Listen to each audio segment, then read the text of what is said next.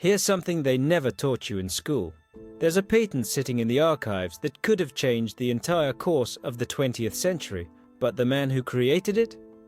He disappeared off a ship in the middle of the night, and his body was never found. Patent US 608845, filed in 1898. And the story behind it is darker than you think.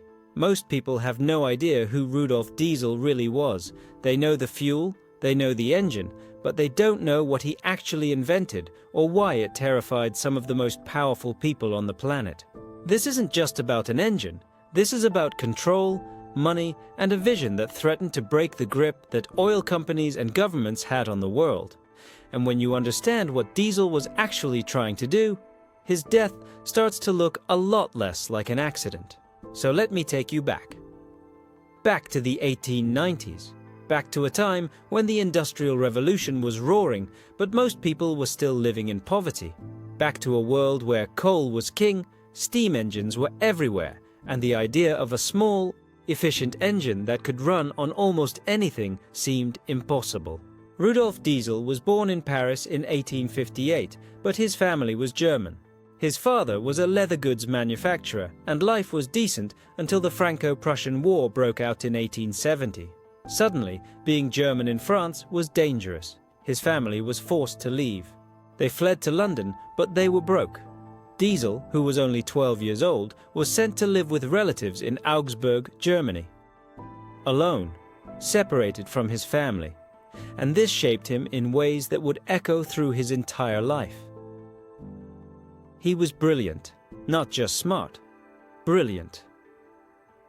At the Royal Bavarian Polytechnic of Munich, he graduated with the highest academic marks the school had ever seen. His professor, Carl von Linde, who was a pioneer in refrigeration technology, saw something in Diesel. He took him under his wing, and Diesel became obsessed with one thing: efficiency. You see, the engines of the time were terrible. Steam engines wasted most of their energy. They needed huge amounts of coal. They were expensive to run, and they were only practical for big factories or trains. Diesel looked at these machines and thought, there has to be a better way. And he wasn't just thinking about making a better engine for factories. He was thinking about something bigger, something that could change the world. He started studying thermodynamics. He read the work of Nicolas Léonard Sadi-Carnot, a French physicist who had written about the theoretical maximum efficiency of heat engines. Carnot had laid out a principle. The more you could compress air and burn fuel at a higher temperature, the more efficient your engine would be. But no one had actually built an engine that could do this. It was just theory. Diesel thought, what if I could build an engine that uses compression ignition? What if, instead of using a spark plug like gasoline engines, I could compress air, so much that it gets hot enough to ignite the fuel on its own? The idea was simple. The execution was not. He started working on prototypes in the early 1890s. And let me tell you, it was a disaster. His first engines exploded, literally. One of them nearly killed him. Diesel was hospitalized. He almost went blind, but he didn't stop. He kept building, kept testing, kept failing. And then, in 1893, he published a paper called Theory and Construction of a Rational Heat Motor.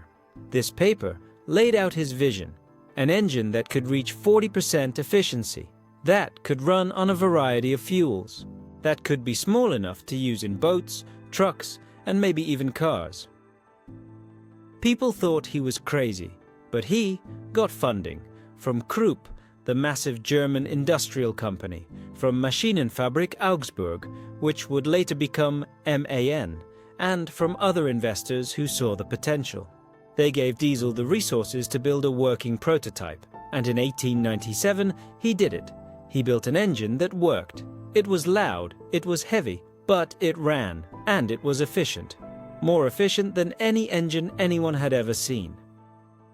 Patent US 608845 was filed on July 16, 1895 and granted on August 9, 1898. It's titled Internal Combustion Engine. If you look at the patent, it's dense, filled with technical diagrams and descriptions of compression ratios, fuel injection systems, and combustion cycles. But the core idea is simple: compress air until it's hot enough to ignite fuel without a spark. This was revolutionary, and it worked with almost any fuel. Diesel originally ran his engines on peanut oil. Peanut oil. He wanted to create an engine that farmers could use, that anyone could use, without relying on big oil companies. And this is where the story gets interesting. Because Diesel wasn't just an inventor, he was a visionary. He believed that his engine could decentralize power. Literally. At the time, if you wanted to run a factory, you needed access to coal or oil. You needed to be near a railway or a port. You needed infrastructure. But with Diesel's engine, you could generate your own power. You could use vegetable oils, animal fats, even waste products. You didn't need Standard Oil. You didn't need the coal barons. You could be independent.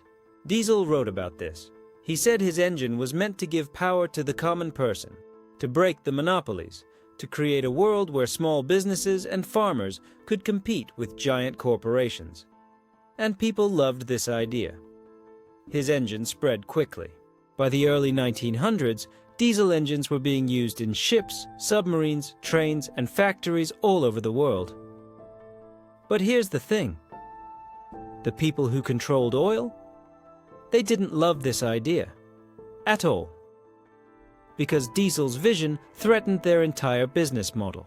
If people could run engines on anything, why would they need petroleum? Why would they need kerosene? Why would they need gasoline? And as Diesel's engine became more popular, the pressure started building. There were patent disputes, lawsuits, competitors trying to steal his designs. And Diesel was caught in the middle of it all. He made money, a lot of money, but he also spent a lot of money. He invested in projects that failed, he trusted the wrong people, and by 1913, he was in financial trouble. Deep trouble. He owed massive debts. His health was declining, he was stressed, exhausted. And then, in September of 1913, something happened that still raises questions to this day. Diesel boarded a ship, the SS Dresden. He was traveling from Antwerp, Belgium, to London, England. He was supposed to attend a meeting, maybe to discuss business, maybe to secure funding. No one knows for sure. He had dinner with some colleagues on the ship. They said he seemed normal. Maybe a little tired, but nothing unusual. He went to his cabin around 10 p.m., and then he vanished. The next morning, his bed was undisturbed. His nightshirt was laid out, but he hadn't put it on. His watch and some personal items were still in the cabin, but Rudolf Diesel was gone. 10 days later, a body was found floating in the ocean by a crew of fishermen. They didn't pull it aboard because it was too decomposed, but they took some personal items from the clothing. A wallet, a case, and when Diesel's son was shown these items, he identified them as his father's. Rudolf Diesel was dead. The official story. Suicide. The newspapers said he was depressed, bankrupt, and overwhelmed. They said he jumped overboard, and a lot of people accepted that. But not everyone, because the circumstances were strange. Really strange. Diesel had booked a return ticket. He had meetings scheduled, he had projects in the works, and just days before he boarded the ship, he had handed his wife a bag and told her not to open it for a week. When she finally did, she found a large amount of cash and financial documents. Why would someone planning to kill themselves do that? There are theories, a lot of them. Some people think he was murdered, that agents working for coal or oil interests wanted him gone, that his engine was too dangerous to their profits. There were rumors that German military officials were involved because Diesel had been in talks with the British Navy about using his engines in submarines, and Germany didn't want that technology going to their rivals. There are even theories that Diesel faked his own death to escape his debts and start over somewhere else, but there's no proof, just questions. What we do know is this. After Diesel died, his engine didn't die with him. It spread, but it changed. The oil companies that he had hoped to bypass, they took control. Diesel engines started running on petroleum-based diesel fuel, not peanut oil, not vegetable oil. Petroleum. And the vision Diesel had of decentralizing power and giving people independence, that got buried. The engine became just another tool for the same corporations he wanted to disrupt. Let's talk about what makes this patent so important. Patent US 608845 describes a method of internal combustion that relies on compression ignition. Before diesel, most engines used external combustion, like steam engines, or spark ignition, like early gasoline engines. But diesel figured out that if you compress air enough, it heats up. A lot. We're talking about compression ratios of 14:1 or higher. At that compression, air can reach temperatures over 1,000 degrees Fahrenheit, hot enough to ignite fuel the moment it's injected into the cylinder. This has massive advantages. First, you don't need a complex ignition system. No spark plugs. No magnetos. Simpler design. Second, you can use heavier, cheaper fuels. Gasoline engines need light, refined gasoline. Diesel engines can run on crude oil, heavy fuel oil, biodiesel, and yes, even vegetable oil. Third, they're more efficient. A lot more efficient. Modern diesel engines can reach efficiency levels of over 45% compared to about 30% for gasoline engines. That's a huge difference. And in industries where fuel costs are a major expense, like shipping or trucking or agriculture, that efficiency matters. But the patent also describes something else. A fuel injection system. Diesel realized that you couldn't just dump fuel into the cylinder. You had to inject it at the right time, at the right pressure, in a fine mist. This was critical. And it's one of the reasons why his early prototypes failed. He hadn't figured out the injection system yet. But once he did, everything clicked into place. And that injection system is still the basis for how diesel engines work today. Now, let's talk about what happened after Diesel's death. His engine kept evolving. In World War I, diesel engines powered submarines and ships. In World War II, they powered tanks and trucks. After the war, they took over the trucking industry, the shipping industry, the agricultural industry. And they started appearing in cars, especially in Europe. Today, diesel engines are everywhere. They power container ships that carry goods across the ocean. They power trains. They power backup generators. They power construction equipment. The global economy literally runs on diesel engines. But here's the irony. Diesel wanted his engine to free people from big oil. Instead, it made big oil even more powerful. Because once petroleum companies realized they could refine diesel fuel and sell it at a profit, they pushed hard to make petroleum the standard. They lobbied governments. They set up distribution networks. They made it easier and cheaper to use petroleum diesel than anything else. And the idea of running diesel engines on vegetable oil or biofuels, that got pushed to the margins. It's only in the last few decades, with concerns about climate change and energy independence, that people have started looking at alternative fuels again. Biodiesel, renewable diesel, vegetable oil conversions. But it's still a tiny fraction of the market. There's another layer to this story. Diesel's engine didn't just change transportation and industry. It changed geopolitics. Control of oil became one of the most important strategic goals for every major country. Wars were fought over it. Alliances were built around it. The Middle East became a flashpoint because of it. And you can draw a direct line from Diesel's invention to the world we live in today. A world where energy security is national security, where oil prices can crash economies, where access to fuel can determine who wins and who loses. And think about this. What if Diesel had lived? What if he had been able to keep promoting his vision of using alternative fuels? What if governments and companies had supported that idea instead of shutting it down? We might be living in a very different world. a world where farmers grow their own fuel, where local communities generate their own power, where oil companies don't have the stranglehold they have now. But that's not what happened, and we can only guess at why. Let's look at some of the specific technical details in the patent, because this is where you really see Diesel's genius. The patent describes a multi-step process. First, air is drawn into the cylinder. Then, the piston compresses that air to a very high pressure. This is the key step. The compression heats the air. Then, at the top of the compression stroke, fuel is injected into the cylinder. The hot air ignites the fuel immediately. The combustion pushes the piston down, creating power. Then the exhaust is expelled and the cycle repeats. Simple in theory, insanely difficult in practice, because you need precise control over the fuel injection. You need materials that can handle the high pressures and temperatures. You need a design that can withstand the stress of constant explosions inside the cylinder. Diesel spent years figuring this out.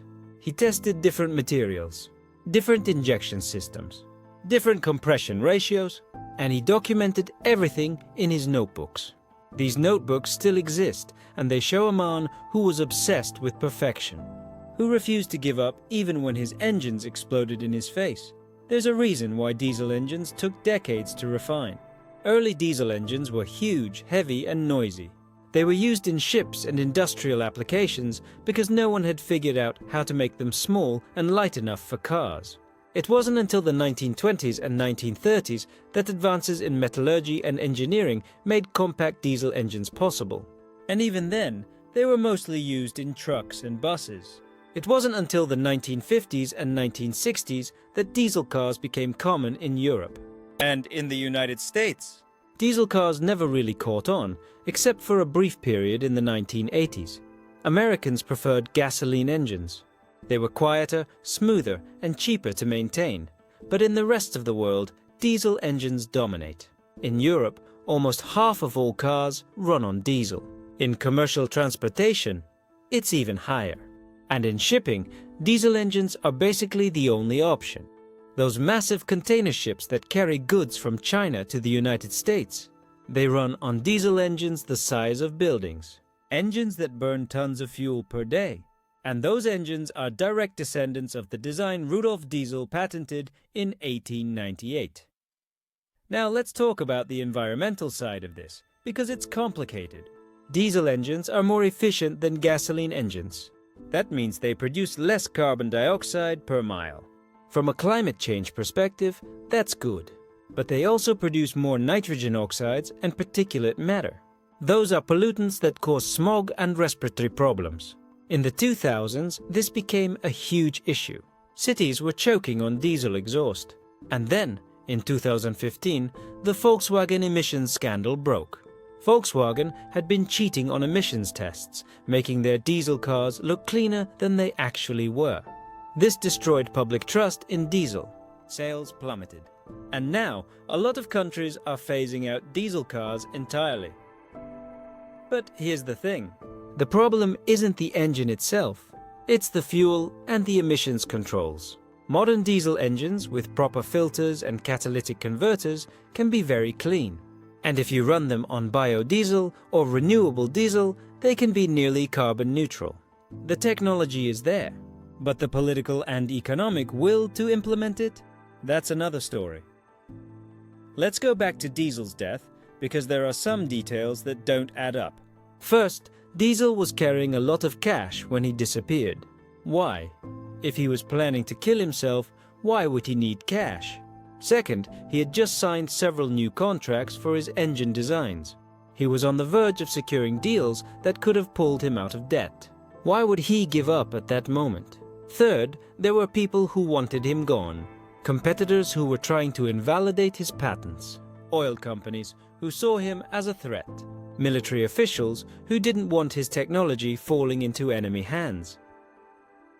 There's a book written by his biographer that suggests Diesel was under enormous pressure from multiple sides. The German government wanted him to keep his engine technology exclusive to Germany. The British wanted access to it for their navy. The French wanted it too. And Diesel, who believed in international cooperation, was trying to negotiate with all of them. He was playing a dangerous game, and maybe, just maybe, someone decided he was too much of a risk. There's also the question of his mental state. Diesel had been hospitalized multiple times for what was described as nervous exhaustion. Today, we might call it depression or anxiety. He was under enormous stress, financial pressure, legal battles, health problems. It's possible that he did take his own life. But it's also possible that someone took advantage of his vulnerable state and made it look like suicide. We'll never know for sure. The evidence is gone. The witnesses are dead. And the truth, whatever it is, went down with him into the ocean. What we're left with is the legacy. Patent US 608845 is one of the most important patents in history. It changed transportation, industry, and the global economy. It made Rudolf Diesel famous, even if most people don't know his story. And it proved that one person, with enough brilliance and determination, can change the world, even if they don't live to see the full impact of their work. But there's a darker side to this legacy, because Diesel's vision was corrupted. His engine, which was supposed to liberate people, ended up chaining them even tighter to the oil industry. His idea of using renewable fuels was ignored for over a century. And the man himself? He died under mysterious circumstances, and no one was ever held accountable. Whether it was suicide, murder, or an accident, the result was the same. A brilliant mind was lost, and the world moved on without him. Today, diesel engines are at a crossroads. With electric vehicles rising, renewable energy expanding, and environmental regulations tightening, the future of diesel is uncertain. Some people think diesel engines will be obsolete within a few decades. Others think they'll adapt, running on hydrogen or synthetic fuels.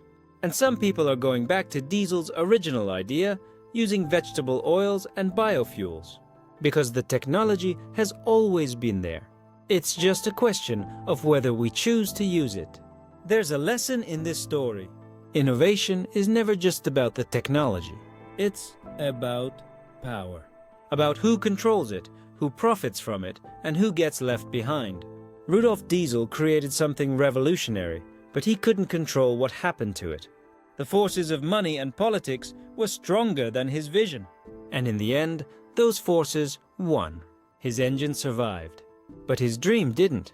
If you dig into the patent itself, you'll find details that even most engineers don't know. Diesel experimented with different fuels during his tests. He tried coal dust. He tried kerosene. He tried vegetable oils. And they all worked, to varying degrees. The engine didn't care what it burned, as long as the fuel could be atomized and injected properly. This flexibility was both a blessing and a curse. A blessing because it meant the engine could adapt to whatever fuel was available. A curse because it made the engine a threat to anyone who wanted to monopolize fuel supply. There's documentation from Diesel's own writings where he talks about his vision for the future. He imagined a world where every farm had a diesel engine running on homegrown oil, where every factory could generate its own power without relying on coal shipments, where communities could be self-sufficient. He saw his engine as a tool for democratizing energy, and he wasn't naive about the opposition he would face. He knew that powerful interests would resist, but he believed that the logic and efficiency of his design would win out in the end. He was right about the logic and efficiency. His engine did win, but he was wrong about the rest, because the people who controlled energy didn't care about efficiency or logic. They cared about control. And they made sure that diesel engines would run on their fuel sold through their distribution networks at prices they controlled. Diesel's engine became a tool of centralization, not decentralization, the exact opposite of what he intended. In the years after his death, his family tried to keep his vision alive. His wife and children promoted the use of biodiesel and alternative fuels. But they were fighting against an entire industry, an industry that had the money, the political connections, and the infrastructure to dominate the market. And slowly, Diesel's original vision faded from public memory. People remembered the engine. They remembered the fuel. but they forgot the man and what he was trying to achieve. There's a memorial to Rudolf Diesel in Augsburg, Germany. A statue, a plaque, but it doesn't tell the full story. It talks about his technical achievements, but not about his ideals, not about what he was really fighting for. And that's a shame, because his story is more relevant today than ever. We're living in a world where energy independence is still a dream for most people, where oil companies still hold enormous power, where the ideas Diesel had over a century ago are still seen as radical. But things are changing. Slowly. The rise of renewable energy is challenging the old power structures. Electric vehicles are threatening the dominance of internal combustion engines. And some people are going back to Diesel's original idea of using biodiesel and vegetable oils. There are communities around the world running diesel engines on waste cooking oil, on algae oil, on oils extracted from plants grown specifically for fuel. It's a tiny movement, but it's growing. And it's proof that Diesel's vision was never impossible. It was just suppressed.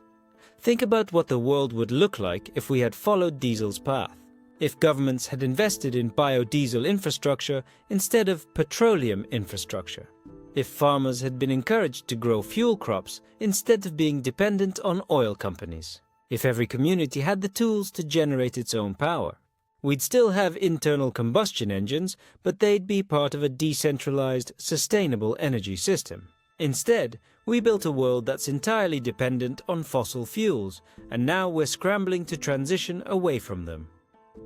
The patent, US 60845, is public domain now. Anyone can read it. Anyone can build a diesel engine based on its principles. But the knowledge isn't enough. You need resources. You need infrastructure. You need political support. And those things are still controlled by the same interests that opposed diesel over a century ago. The technology hasn't changed that much. What's changed is the world around it. There's something haunting about reading Diesel's notes and letters. You can see his optimism, his belief that he was building something that would make the world better. And you can also see his frustration as he realized that the world wasn't ready for his ideas. He wrote about sleepless nights, about creditors demanding payment, about competitors spreading lies about his engine, about feeling alone and misunderstood. And then he disappeared, and all those struggles ended. But the questions didn't.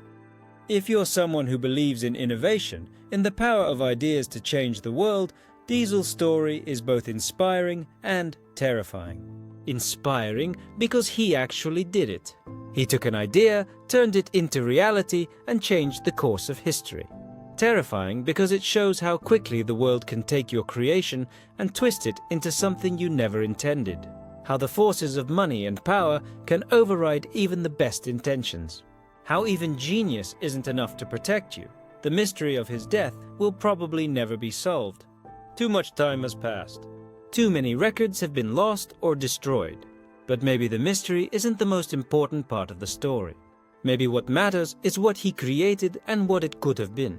Patent US 608845 represents a road not taken. A future that was possible but never happened. And every time you see a diesel engine, every time you see a truck or a ship or a generator, you're looking at that lost potential. You're looking at a machine that could have freed us, but instead just changed who we're dependent on. Rudolf Diesel deserves to be remembered, not just as an inventor, but as someone who tried to change the world for the better, who saw a problem and dedicated his life to solving it, who succeeded technically but failed politically, and who paid the ultimate price for threatening the wrong people. His engine is his monument, but his story is his warning. That innovation alone isn't enough. That changing the world requires more than just a good idea. It requires power. And if you don't have that power, someone else will take your idea and use it for their own purposes. So the next time you hear a diesel engine rumbling, think about the man who invented it. Think about what he wanted it to be. And think about what it became instead. Because that gap between vision and reality, that's where the real story lives. That's where we see the truth about how the world works.